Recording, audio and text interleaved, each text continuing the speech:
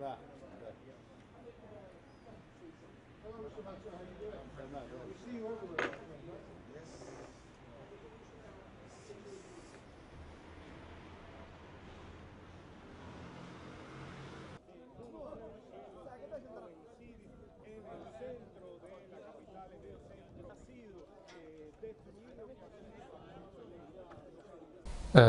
Well, primarily, since the beginning of the uprising, the regime blocked off all kinds of telecommunication, and those elements of telecommunication which remained open are heavily monitored. So, for instance, there is no internet, there are no SMS messages allowed now, and phone calls are heavily monitored.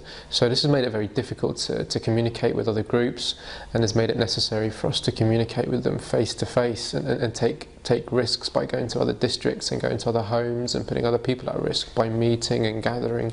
Of course, as you know, in Libya, gatherings of a political nature are illegal. Logistical challenges of reaching out and expanding to communicate. Well, it really is very difficult. It's not impossible to expand the circle of activity really to other people, but it's difficult, and it's largely through the crude method of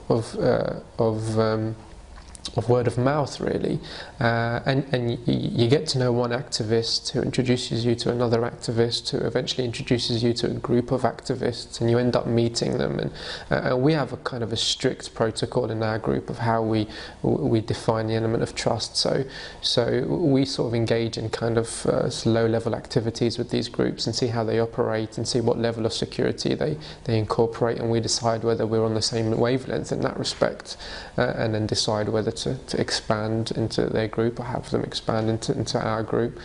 It's very difficult, but there are ways around it, and it's just about overcoming the hurdle of fear. You know, we know it's hard to find people you can trust, but we've just got to grasp the element of blind faith and just try and trust other people in order to make this a more integrated sort of approach to activism. Communicating with other groups, what do you think it's going to take to people? It's very difficult. You have to understand that the phones are being monitored. We don't have SMS, no internet at all. It has been cut from the early days of the revolution, I would say in late February. Basically, every information that we relay to each other, or how we collect to each other or group up, is by word of mouth. We don't have any other choice, or to talk by code on the telephone, and it's not always easy. It's not easy at all.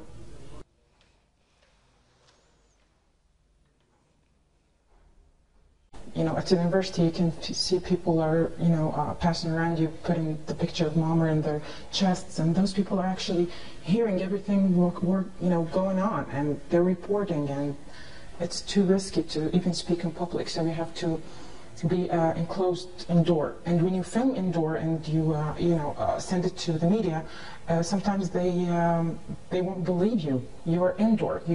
How can I believe that you're in Tripoli or in Libya at the first time? So it's hard to be that way, because you can't email them. Of course, there's no internet, and you can't speak. We fear from each other. There's no trust anymore between the people and each other. A lot of informers everywhere around, but still, people try to gather together to at least to express themselves. Yeah, high tension. Many people are arrested. Many of them who's really an activist will stay in prison, and who's just chatting or raising their voices here or there, they will be in prison for 1 week up to three weeks. It depends upon the interrogation time they get. I know when I stand on that side of the camera, it's never easy. Yeah, for me, it's the second time in front of a camera, so it's not easy.